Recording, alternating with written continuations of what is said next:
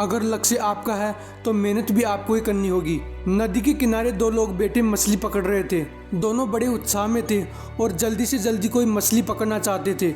दोनों मछुआरों ने नदी में अपना कांटा फेंका और मछली के फंसने का इंतजार करने लगे। दोनों ने एक दूसरे को देखा और फिर से नदी की तरफ आंखें पसारे मछली फंसने का इंतजार करने लगे। अभी कुछ ही मिनट हुए थे कि पहले व्यक्ति के कांटे में एक बहुत बड़ी और सुंदर मछली फंस गई। उसे देखकर वह बहुत खुश हुआ और दूसरे मछुआरे की तरफ देखते हुए उसने अपनी खुशी जाहिर की। उसने अपने पास रखे एक बड़े से डिब्बे में उस मछली को रखा और फिर से कांटा नदी में फेंका। इतने में उसके कांटे में कई छोटी छोटी मछलियां भी फंस गई और वो खुश था।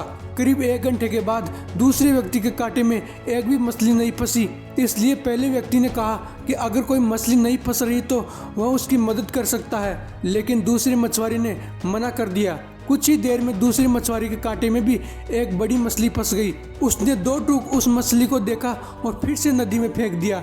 यह देखकर पहला मछुआरा बड़ा हैरान हुआ, लेकिन उसने कुछ नहीं कहा। देखते ही देखते दूसरे मछुआरे के कांटे में कई बड़ी मछलियां फंसी, लेकिन उसने उन सभी मछलियों को नदी में फेंक दिया। यह सब देखकर पहले मछुआरे से रहा नहीं गया और उसने उस दूसरे मछुआरे से पूछा, तुम्हारे कांटे में कई बड़ी और सुंदर मछलियां फंसी थी, लेकिन तुमने वो सभी नदी में फेंक दी, ऐसा क्यों किया?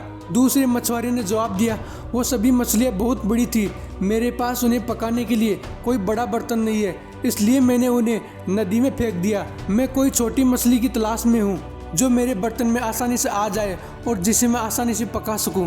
उसका जवाब सुनकर पहला मछुआरा हंसा और उसे सलाह दी, दोस्त, अगर तुम्हारे पास बड़ा बर्तन नहीं है तो उस बड़ी मछली को काट कर तुम छोटे मर्तबान में पका सकते हो।